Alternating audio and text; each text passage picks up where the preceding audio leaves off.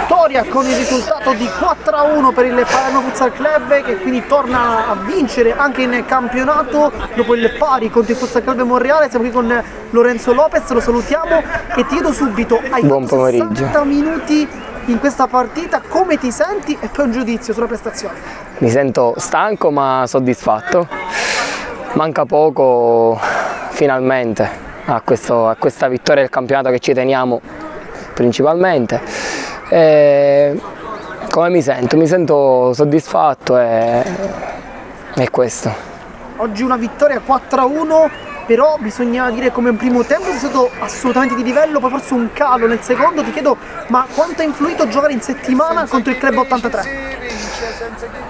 Ha influito molto perché comunque anche lì ho fatto la maggior parte del minutaggio in campo, perché sono uscito soltanto nel primo tempo e poi ho fatto tutto il secondo tempo.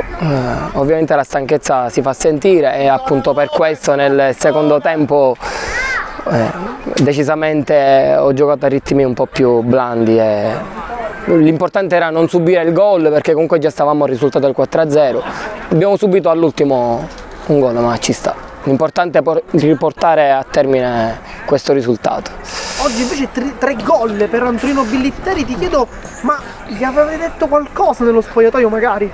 No, già lui era arrivato carico, ma in settimana, già la partita scorsa, mercoledì in Coppa, già era carico lui.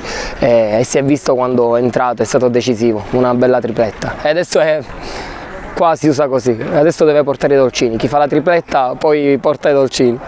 Invece adesso tipo uno sguardo alla prossima partita, non è una partita come tutte le altre, non lo è per il Palermo Futsal, ma non lo è soprattutto per Lorenzo Lopez, perché contro Doratoro San Giovanni Battista, squadra nella quale tu hai militato, sei stato anche il capitano. Ti chiedo che partita sarà e quanto sarà influenzato anche con il cuore. Allora, quella sarà una partita in cui ci tengo molto, perché ho molti amici e comunque ci rispettiamo tutti, ci siamo lasciati bene, lì ho giocato per 2 anni, per me è una partita che conta molto, perché è comunque la squadra anche del mio quartiere.